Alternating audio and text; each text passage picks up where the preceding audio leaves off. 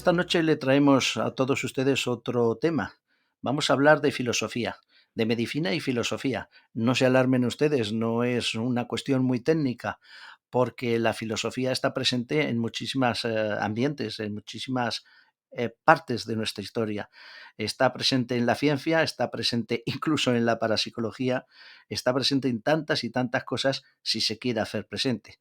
Aunque haya estamentos que quieran que no se piense libremente o que la filosofía no esté presente, como yo desearía, mucho más en los colegios y en los institutos. Por lo menos cuando yo estudiaba estaba muy presente. Esta noche vamos a hablar de filosofía, de medicina y de filosofía con Benjamín Herreros. Él ha escrito este libro, Médicos y filósofos en la historia. Y vamos a hacer un repaso no solo de la historia antigua, de esos médicos y filósofos, sino incluso de la historia moderna. Y vamos a hablar de la importancia de la historia en tantas y tantas artes. El libro que ha escrito es un libro humano, humanista, es una persona precisamente especial porque a él le gusta mucho la filosofía y es un médico que está preparado además para hablar de este tema, pues así lo dicen muchas de las personas que han hablado de su libro.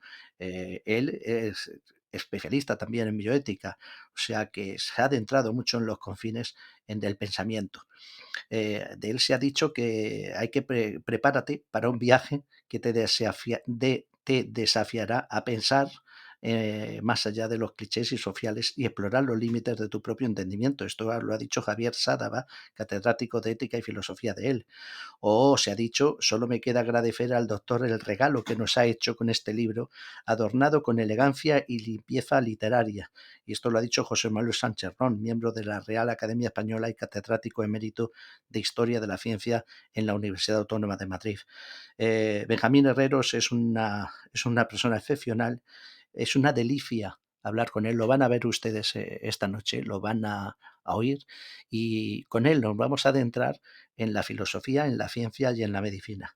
Y ténganlo ustedes muy en cuenta, es un libro muy bonito del que él nos habla y yo se lo recomendaría a tantas personas que nos escuchan, sobre todo evidentemente a los estudiantes, aunque su temario no lo tengan, pues vale la pena acercarse a la filosofía esta noche dentro del viajero cuántico. Adelante con Benjamín.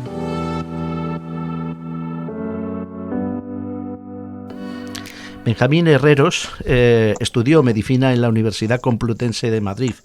Tras especializarse en medicina interna y doctorarse en historia de la ciencia, comenzó a ejercer como docente en humanidades médicas y en bioética en la Universidad Europea y en la Universidad Complutense.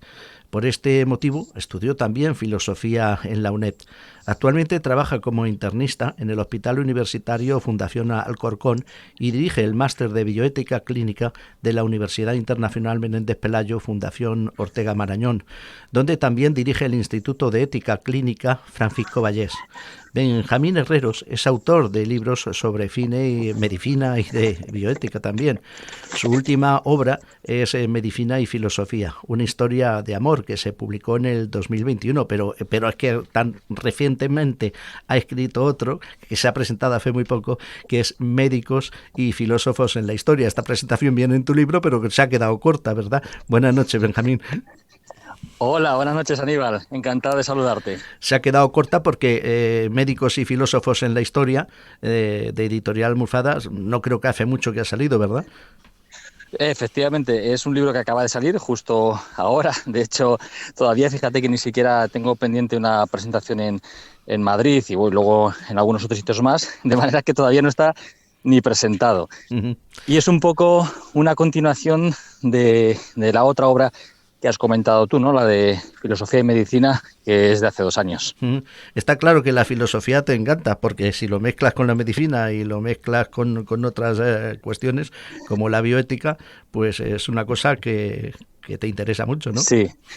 Bueno, sí, porque vamos a ver, eh, yo cuando me tenía que definir para hacer algo, en aquella época del bachillerato, no como le pasa A mí me interesaban muchísimas cosas y al final te das cuenta que la filosofía de lo que trata precisamente es de eso, es de conocer el mundo, de conocerse a uno mismo, Ujú, de alguna manera entender el significado de la sociedad, ujú. etcétera, etcétera. Y al final, aunque comencé con la medicina, pero me di cuenta que la filosofía podía ayudarme a responder a muchas de mis inquietudes, sí. Ujú. Bueno, el libro habla desde Empedocles a Hipócrates, pasando por Galeno, Sexto Empírico, Avicena, Averroes, Maimónides. Prácticamente es la historia de la historia, ¿no? De la filosofía. Sí, bueno, sí, vamos a ver, aquí lo que intenté hacer, el anterior libro que era Filosofía y Medicina, una historia de amor, la tesis fundamental de este libro era que estas dos disciplinas, que nacieron juntas, nacieron en el siglo V a.C., en la Grecia clásica, en la Grecia de Pericles, Ujú, pues de alguna manera el padre de la medicina y el padre de la filosofía eran coetáneos, Hipócrates y Sócrates.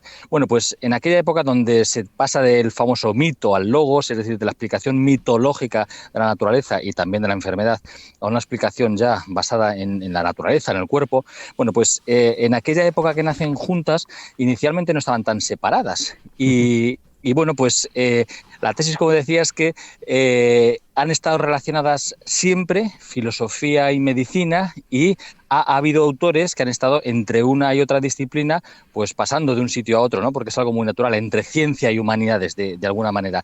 Y sin embargo, pues ha habido momentos de la historia que parece que como que la ciencia y la filosofía, el pensamiento y la medicina estaban peleados.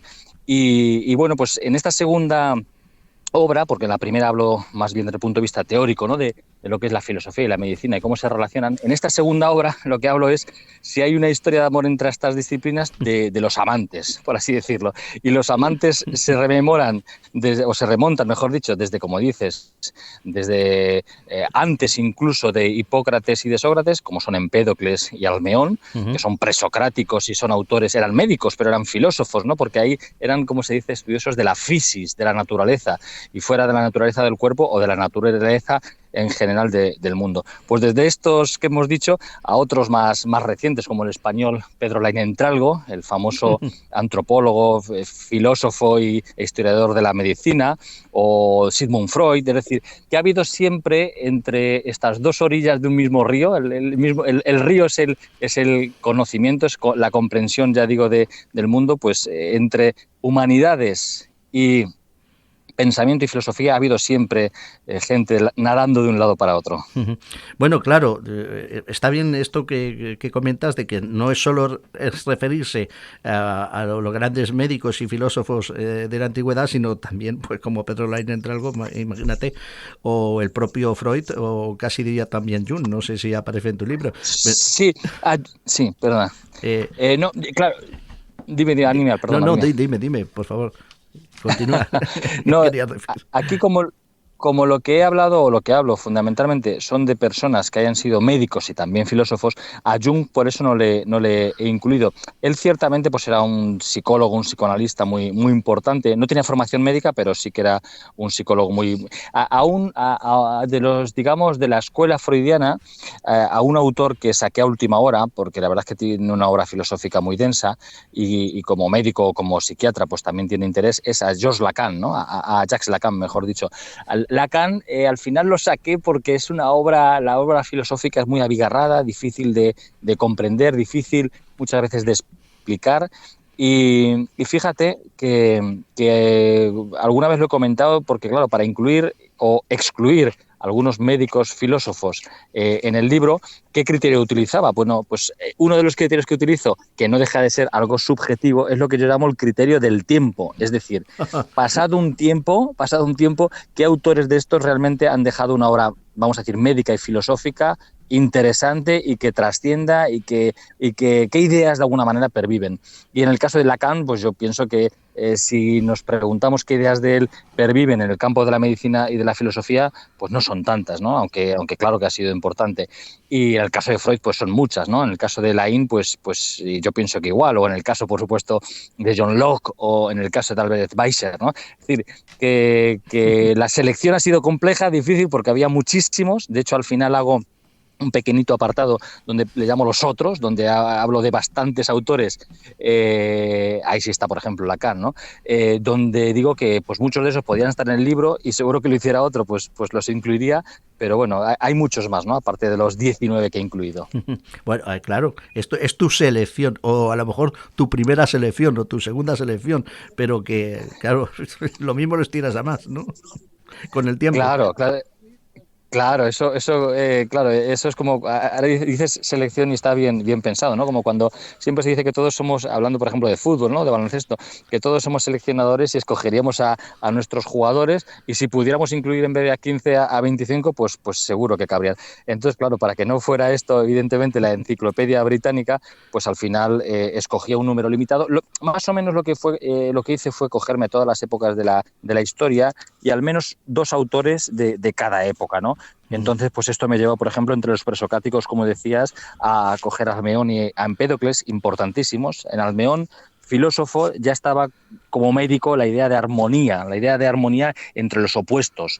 Y en Empédocles los famosos cuatro elementos, que es Empédocles Claro. el que los establece, tierra, agua, aire y fuego. Pues en base a estos dos elementos, estas dos ideas de Almeón y Empédocles, Hipócrates, ya en la Grecia clásica, va a establecer su famosa teoría de los cuatro humores. Los cuatro humores están formados por los elementos de Empédocles y por esa idea de armonía y de equilibrio entre los opuestos de Almeón, ¿no? Y de Roma, pues Sexto Empírico, que se conoce mucho como un filósofo escéptico, pero era médico y luego como médico, pues de alguna forma escepticismo y empirismo pues lo puso en práctica, ¿no? Por supuesto Galeno, ¿no? Ya sabemos que a los médicos se nos llaman muchas veces galenos y el padre de alguna forma de la medicina romana y tan importante en la Edad Media era también filósofo, ¿no? Tiene una obra filosófica de filosofía de la ciencia y más cosas muy interesantes, ¿no?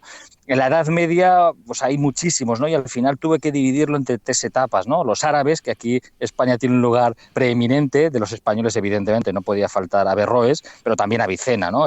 Como muchas veces se le llamaba, el médico casi con mayúsculas y autor de la obra probablemente más influyente en la Edad Media de filosofía, ¿no?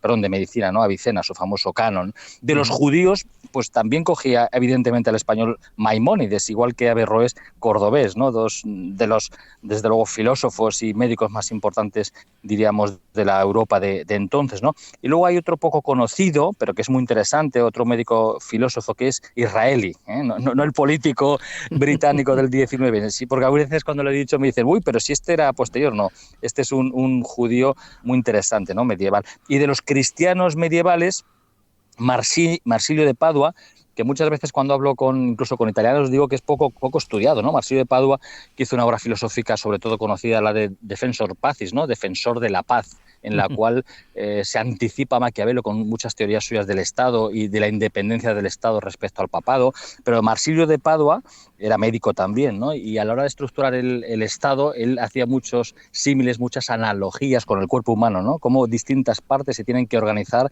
para al final funcionar correctamente. Y luego Petrus Hispanicus también era del final del medievo y hay varias versiones sobre su vida, es interesantísimo las investigaciones que hay sobre Petrus Hispanicus y hay gente que incluso dice que era el Papa Juan XXI, ¿no? Y hay otras versiones que dicen que no, pero en cualquier caso tiene una obra, un tractatus lógico que fue importantísimo y muy influyente también a la hora de estudiar la lógica de siglos venideros. En el Renacimiento y en la modernidad, claro, en aquella época hay una explosión tremenda de ciencia y de filosofía y fue realmente difícil, ¿eh? Y también cogí a un médico español o hispanoluso, que es Francisco Sánchez, un escéptico radical muy interesante, poco conocido también, yo pienso, muchas ¿Escéptico, veces escéptico de qué? ¿Cómo? ¿De qué era escéptico? Pues mira, del conocimiento. Ah, Francisco Sánchez pensaba en general que había que dudar de todo, ¿eh? Más o menos hay una frase suya, un aforismo suyo que decía que nada se sabe. Entonces él pensaba que había que dudar de todo y recupera esa idea de algunos presocráticos de la epogé, de la suspensión del juicio. Es decir, todo lo que damos por hecho hay que ponerlo entre comillas y de alguna manera replantearnos, cuestionarnos nuestras propias ideas, aquellas ideas incluso fundamentales sobre las que asentamos nuestro conocimiento. Y claro, lo que se le achaca muchas veces a los escépticos, sea Francisco Sánchez, sea al mismo sexto empírico que antes he nombrado, y por supuesto a Montaigne y a tantos otros, ¿no? Es que, claro, el escepticismo está muy bien dudar, pero luego, ¿qué propones, no? Entonces, a la hora de proponer, la obra de Sánchez es más, no es tan sólida, pero es interesante cómo va desmontando de alguna manera todo lo que estaba establecido entonces, que muchas veces era la ciencia aristotélica, y cómo lo va desmontando. Es muy interesante, ¿no?, la obra de Sánchez. Y Bueno, luego Locke, sí, sí, sí, sí, sí, dime, sigue. dime. No, no, sigue, por favor, sigue. Que es muy, muy Sí, interesante lo que dices. del Renacimiento y la modernidad también escogía John Locke. John Locke es uno de los que dudé si incluirlos, porque claro, Locke tiene una obra filosófica, bueno, probablemente si dijéramos, no sé, 20 filósofos importantes, ¿no? Incluso de la historia, digamos, occidental, pues entre ellos estaría Locke. Y tiene, ya sabemos, pues una teoría del conocimiento, establece las bases en cierta medida del utilitarismo, el empirismo, etcétera. Pero John Locke era médico y en su filosofía, en su empirismo, incluso en su teoría del conocimiento, ahí está detrás sus estudios médicos y concretamente la relación que tuvo con uno de los médicos más importantes de su época, que es Thomas Sidehan. Sidehan era, para los médicos, para los que somos médicos, pues es de alguna manera uno de los pilares, ¿no?, de la medicina. Es el que de alguna manera intentó establecer una medicina más científica que la que se hacía entonces, que todavía se hacía una medicina hipocrática, ¿no?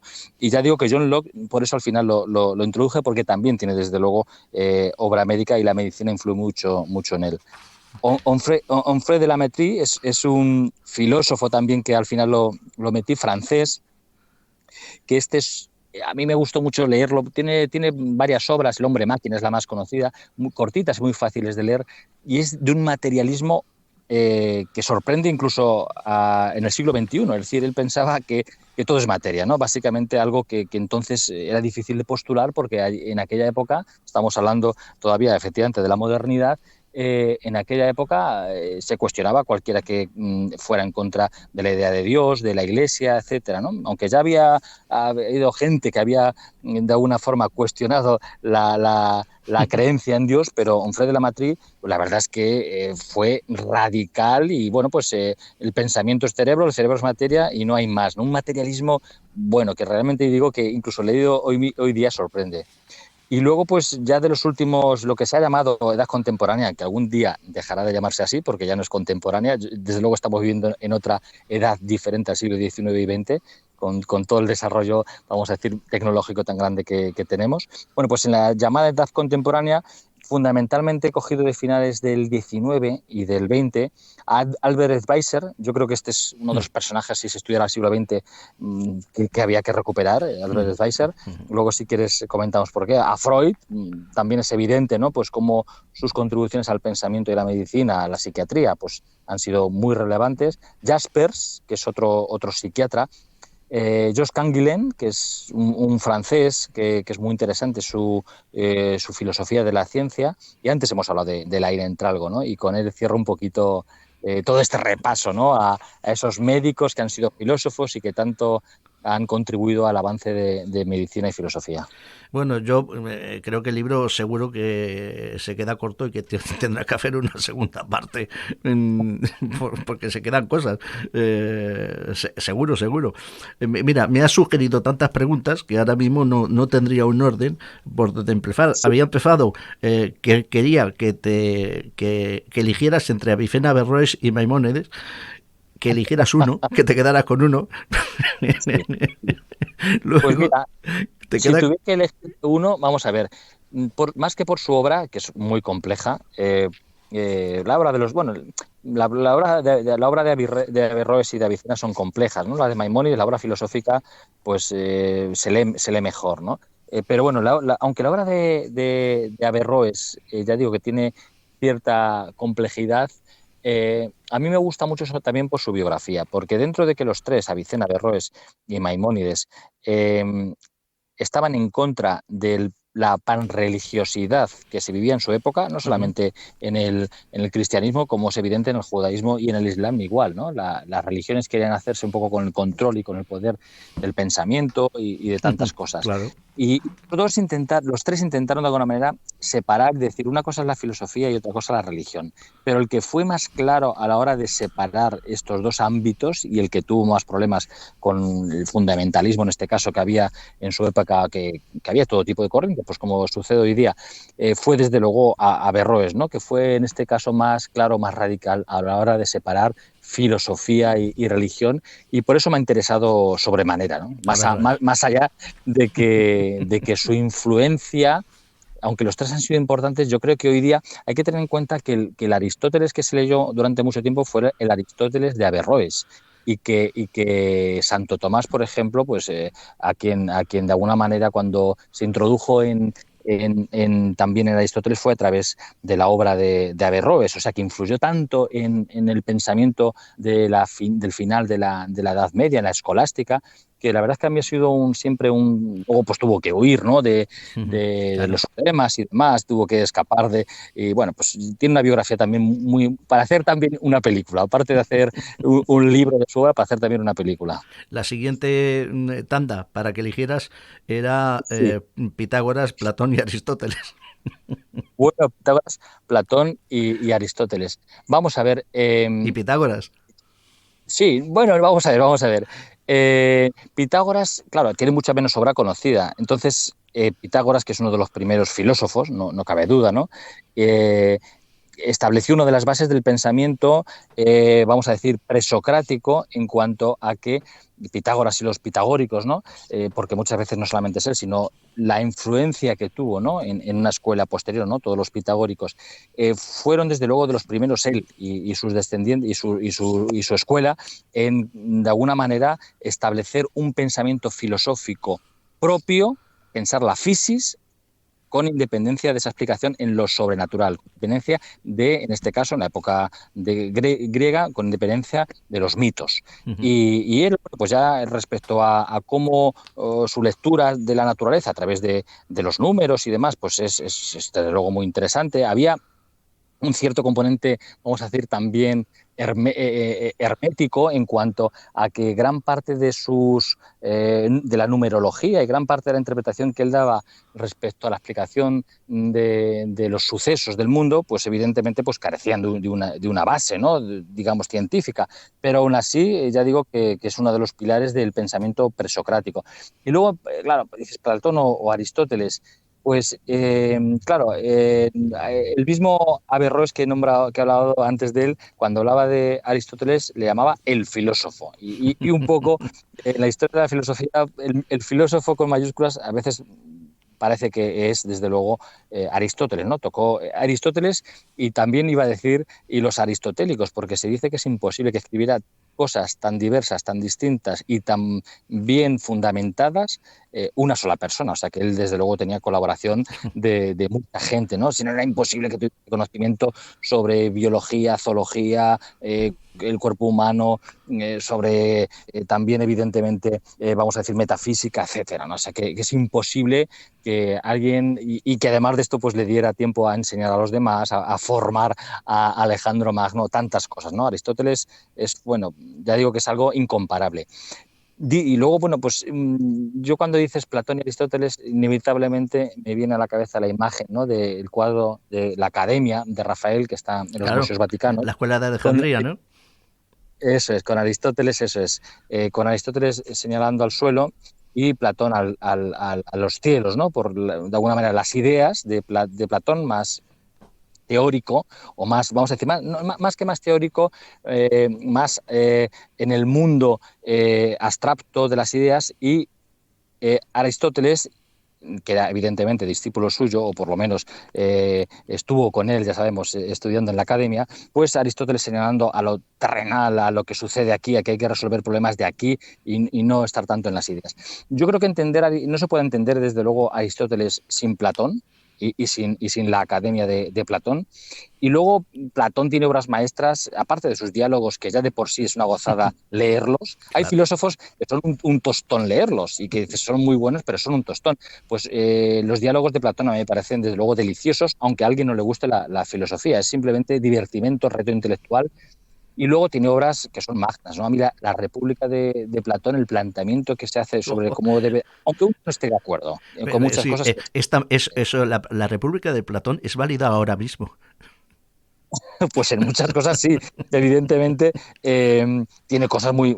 Joder, yo en el caso mío que trabajo, pues ya sabemos antes, lo has dicho en la introducción, ¿no? Con el ámbito de la medicina, la bioética, ahí plantea radicalmente aparte bueno, de la eugenesia, es decir, la selección de los mejores por el bien de la sociedad, porque para Platón el bien de la sociedad está por encima del individuo, claramente en la República, pues plantea desde luego la cuestión de la eugenesia, cómo hay que abandonar y hay que intentar evitar que de alguna manera tengan hijos los que están peor dotados y sin embargo hay que facilitar que los mejores tengan descendencia. Aparte de eso, por ejemplo, el tema de la eutanasia, igualmente, ¿no? Tan vigente en nuestra época, pues igual, ¿no?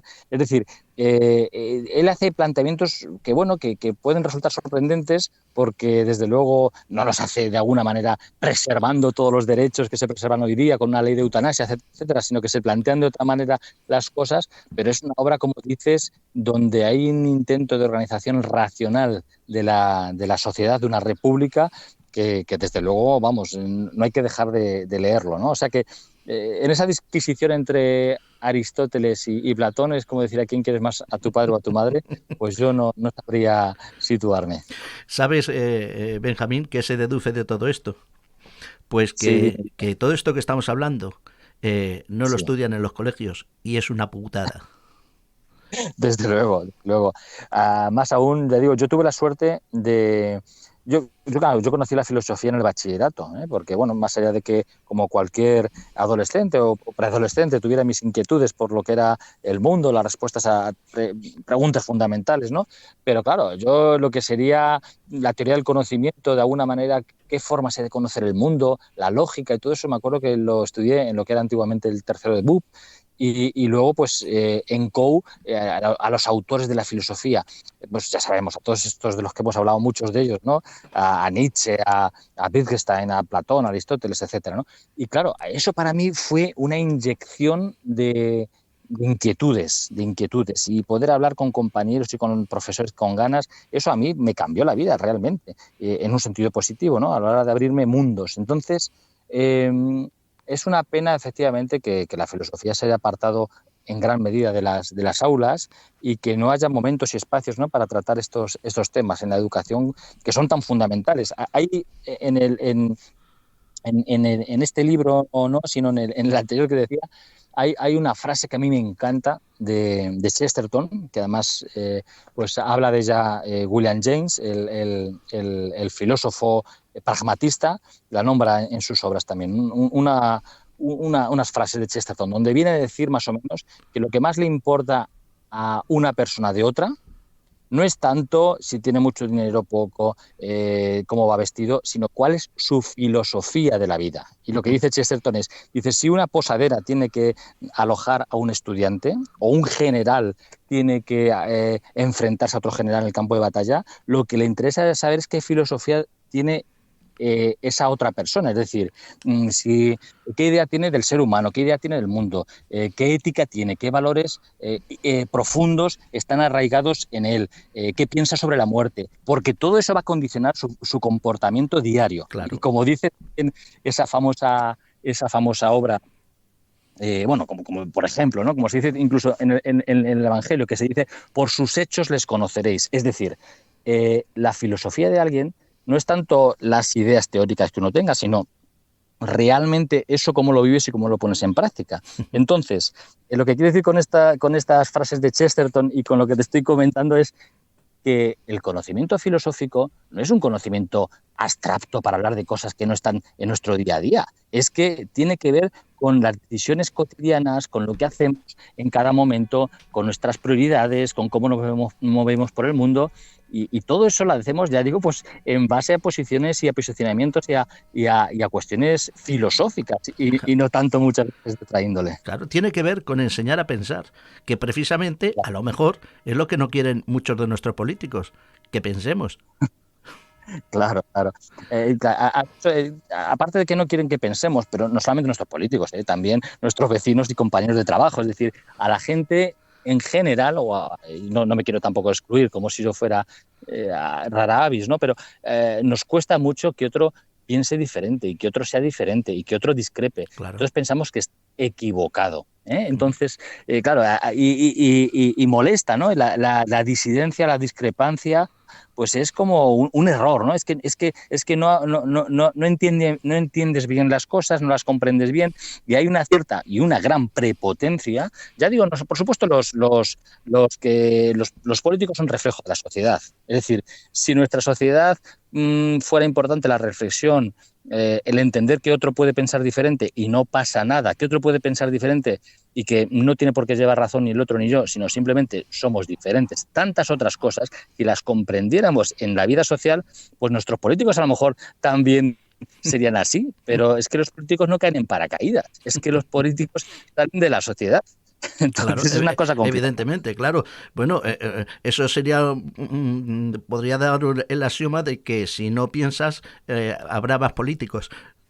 La política, digamos, con mayúsculas, en cuanto a la que hacen los políticos, de alguna manera vamos a decir, un mal con el que tenemos que convivir, porque lo perfecto sería que los individuos entre nosotros nos organizáramos y evidentemente que no necesitáramos a alguien que nos organizase la vida. Pero claro, la vida social a lo largo de la historia ha demostrado y ha mostrado que evidentemente pues el estado de la naturaleza en el que unos con otros nos organizamos es imposible. Pero Ujú. claro, en todo caso, la cuestión actualmente es que, claro, los políticos todos sabemos que muchas veces se han profesionalizado, viven, no tanto, hay el famoso ensayo, ¿no?, de Weber, de Max Weber, donde habla del político que vive de la política o para la política. Y esto que ya lo anticipó el sociólogo y filósofo Max Weber, pues hoy día es evidente. Y no podemos decir que todos, ¿no? Pero una inmensa mayoría de los políticos hoy día sabemos que viven de la política y no para la política. Yo hay una cosa que tendría clara, si a mí me dejaran organizar un Estado, si a mí me dejaran, como hace Platón, ¿no? Pues pensar una república ideal, yo tendría claro que los puestos electos tendrían que estar, pues como se hacía antiguamente en Grecia y en Roma. 2 años a lo mejor es demasiado poco, pero 4 años. Y a continuación pues a tu trabajo, que Otro. también se da servicio a la sociedad, pues conduciendo un autobús, en un hospital, atendiendo una cafetería o siendo abogado. Es decir, ¿por qué uno tiene que estar en política tantos años? Cuando sabemos que eso lo que hace es perpetuar una cadena de favores, de contrafavores, y que al final el político termina viviendo no para, sino de la política. Es decir, que es una cosa tan clara y evidente, pero que, claro, esas reglas del juego, los primeros que no las quieren cambiar son los que están arriba. A lo mejor para eso hay que ser demócrata. Y, ¿vale? Claro. Voy a cambiarte el tema, si te parece, y también para las personas que nos escuchan. Mira, voy a personalizar una cosa. A mí siempre me ha caracterizado hablar de ciencia y de parapsicología. Y Sí, he sí, encontrado a muchos científicos, sí. muchos de ellos a micrófono cerrado, que me dicen, estoy de acuerdo con lo que dices, pero no lo puedo decir. No lo puedo Sí. decir. Otros no tienen miedo ninguno y oye, y te hablan de cualquier cosa, como es el caso tuyo, que estás hablando de filosofía y de medicina, salvando las distancias. Y tampoco te voy a poner en el aprieto de la parapsicología, pero lo digo como muestra de que se pueden pensar Eh, muchas cosas distintas y no pasa claro, nada. claro. Yo lo que sea te voy a decir lo que pienso, o sea que no te preocupes, que te voy a decir lo que pienso. Bueno, ¿quieres decirlo de parapsicología o no? ¿O ahí no te quieres No, meter? no tengo ningún problema porque digamos que es un ámbito que lo que precisamente lo que te puedo decir es que y con completa honestidad te lo diría igualmente a micrófono abierto que cerrado, y es que es un ámbito que vamos a ver, que en el que tengo más preguntas que respuestas. Es decir, Y yo, yo a ver, yo he de decir que soy, vamos a decir, esto no deja de ser una clasificación bastante grosera, pero bueno, es bastante materialista en el sentido en el cual sí que es verdad que me ciño mucho al mundo científico y a lo que podemos demostrar. Soy un poco como Santo Tomás, ¿no? Que necesito meter los dedos para creer en algo. Que fíjate que digo creer porque no todo lo que tenemos son ideas probadas, sino que, como decía Ortega, ¿no?, las ideas las tenemos, pero en las creencias somos creencias, ¿no? Entonces, bueno, yendo un poquito a lo que decías de la parapsicología, aquí yo creo que hay una base fundamental precisamente de creencias, es decir, que hay cantidad de cosas que no están demostradas científicamente, hay cantidad de cosas para las que no tenemos respuesta, y ahí ya entra el mundo de la creencia, del que, por ejemplo, uno pueda decir, yo creo que esto tarde o temprano encontraremos una explicación científica. Yo creo que hay un mundo, otra dimensión, qué sé yo, el poder de la mente o cantidad de otras cosas que podrían explicar todo esto. Pero para mí nos movemos en el mundo de la creencia, en el mundo de la creencia. Yo lo que sí tengo claro es que hay cosas para las que no encontramos respuesta, fenómenos, vamos a decir, psicológicos, fenómenos sociales.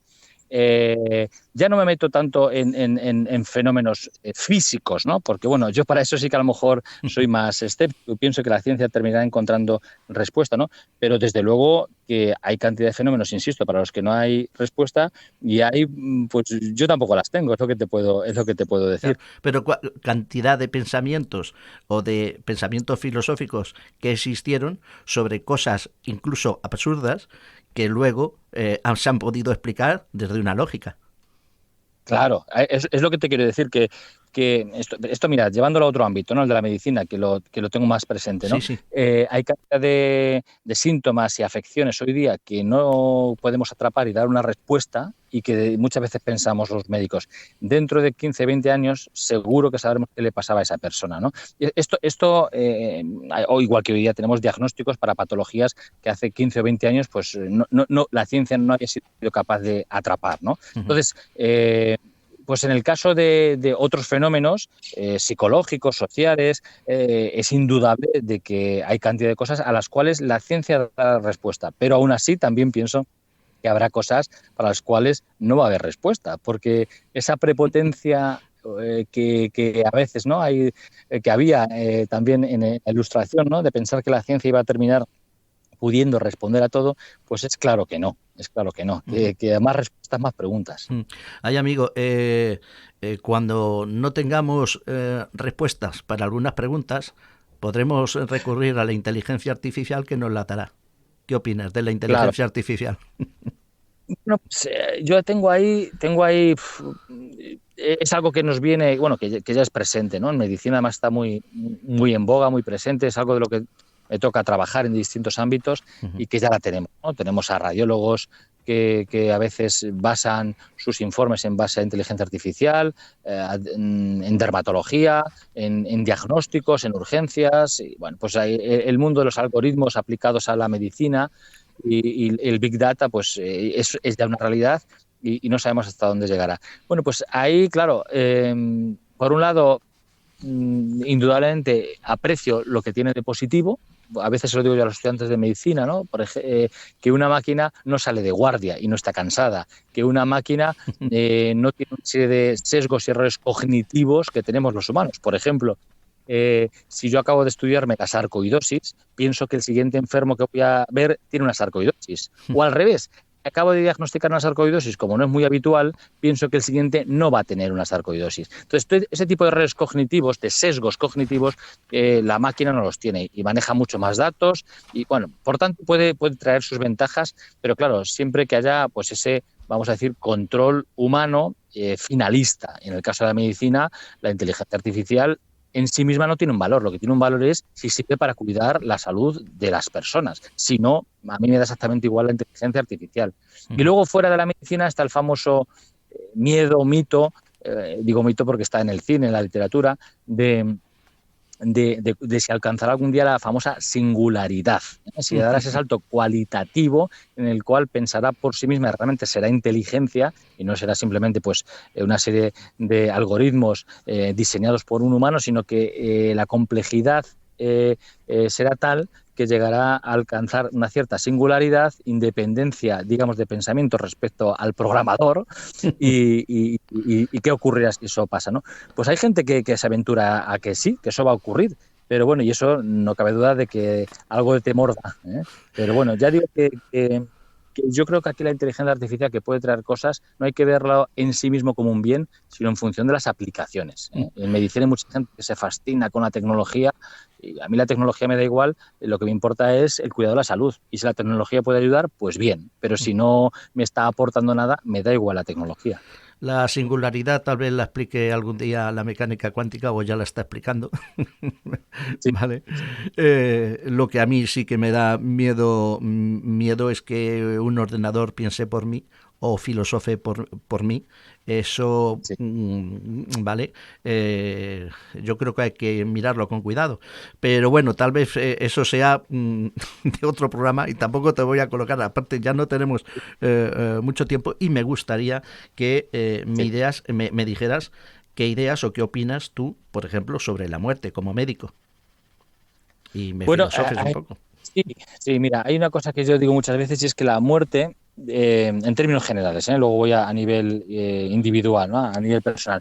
La muerte, hablando de filosofía y medicina, la muerte la trabajamos, la convivimos con ella a diario los médicos. En mi caso soy internista y bueno, pues tengo que estar con enfermos a veces muy malitos y algunos de ellos fallecen. Entonces, convivimos con ella, pero muchos médicos en realidad ni han pensado profundamente sobre la muerte, sobre el afrontamiento de la muerte, sobre la vivencia de la muerte, sobre qué pasa en el entorno después de la desaparición de esa persona. Es decir, muchas veces, muchas veces para un médico la muerte es el electroplano y es hacer el certificado de defunción. Uh -huh. Y los filósofos, por otra parte, los filósofos o los pensadores han pensado mucho sobre la muerte, pero a veces han enfrentado pocas veces a muertos de verdad y a la muerte y a ver a ese cuerpo que se enfría y qué pasa en la familia. Eso te lo digo porque muchas veces ya digo que quien habla sobre la muerte lo hace desde una perspectiva muy, muy concreta, ¿no? Sea más científica o sea, vamos a decir, más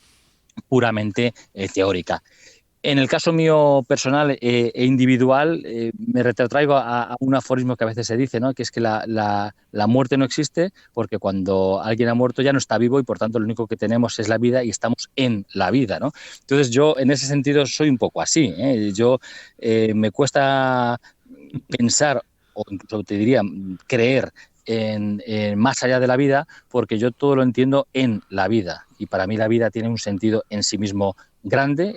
Para mí la vida tiene una riqueza también muy grande y la muerte, pues para mí es una parte de la vida, ¿eh? Entendido, pues eso, ¿no? Pues como que ya desaparece la vida, pero no hay tanto muerte porque más allá, como no hay vida, pues por tanto para mí ha desaparecido realmente lo que es interesante. Otra cosa es, que es algo que desde luego para mí sí que es importante, es esa muerte, cómo repercute, cómo se vive en el entorno, Por los vivos. cómo... ¿Cómo? Por los vivos, por los que quedan. Eso es, eso es. Esa parte de la muerte en los demás, en cuanto a esa persona que ha dejado en los demás y qué hay de ella en los demás y cómo esa persona vive en los demás, pues es a mí un poco lo que más me interesa. Ah, pues bueno, pero ¿has filosofado alguna vez sobre qué hay después de la muerte o no te interesa de ninguna manera? No, no, claro que me interesa. Es decir, yo, por ejemplo, aunque no sea creyente, todo lo que es la religión, el mundo de las religiones, la filosofía de la religión me interesa sobremanera. Y en el caso, por ejemplo, de la muerte, pues igualmente, es decir, todas las teorías que hay en relación con la muerte, que esto en la medicina siempre ha estado muy presente, ¿no? Desde puramente en los estudios de antropología cultural, ¿no? De cómo el tratamiento que han recibido todos los muertos por parte de la medicina, desde los embalsamamientos, vamos a decir, de los egipcios, ¿no?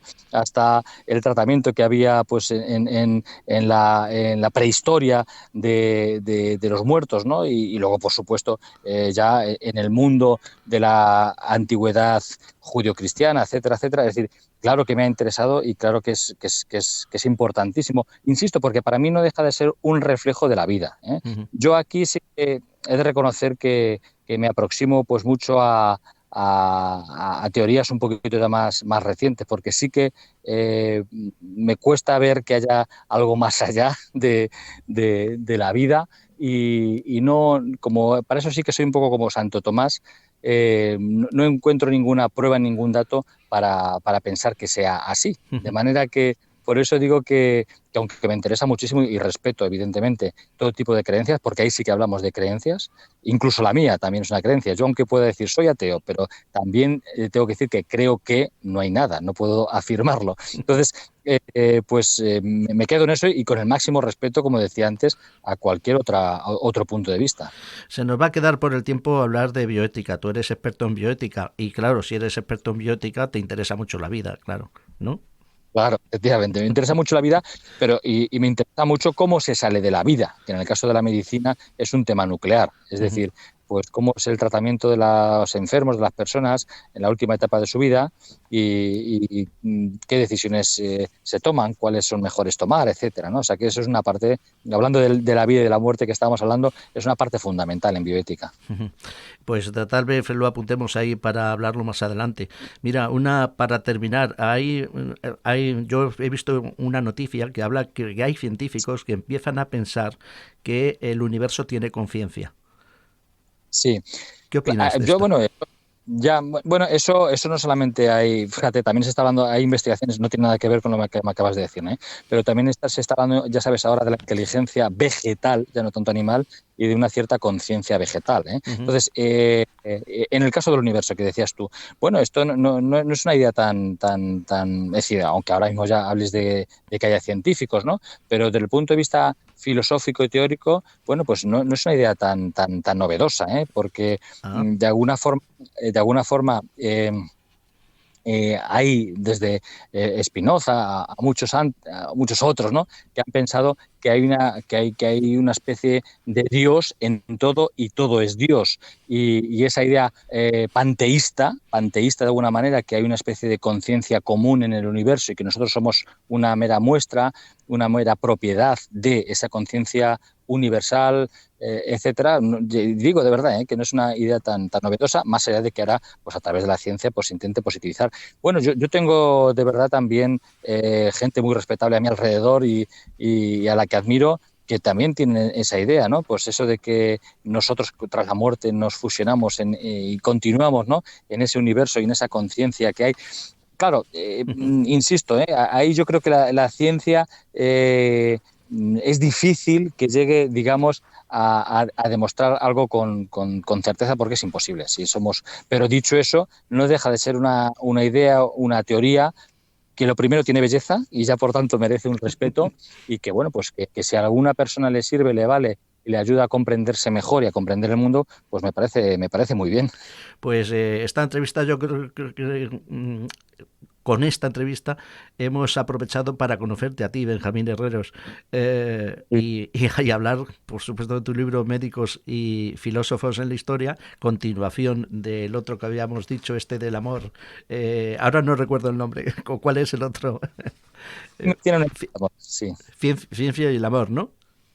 No, filosofía y Filo, medicina, fil, una historia de amor. eso, filosofía y medicina, una historia de amor, y este último, médicos y filósofos de la historia, que es de editorial Almufara. Contigo se puede hablar de cualquier tema, es una delicia poder haberte tenido hoy con nosotros, te lo agradezco mucho, agradezco tu tiempo, somos tocayos, tú eres de Daimiel, yo soy de Valdepeñas, y espero que me concedas alguna otra entrevista más adelante. Encantado de que hablamos cuando quieras, Aníbal. Pues muchas gracias por estar con nosotros y volvemos a hablar en algún momento. Amigos, amigas, hasta aquí el viaje de hoy. Nos volvemos a ver en la próxima aventura del viajero cuántico. Gracias a todos por estar ahí.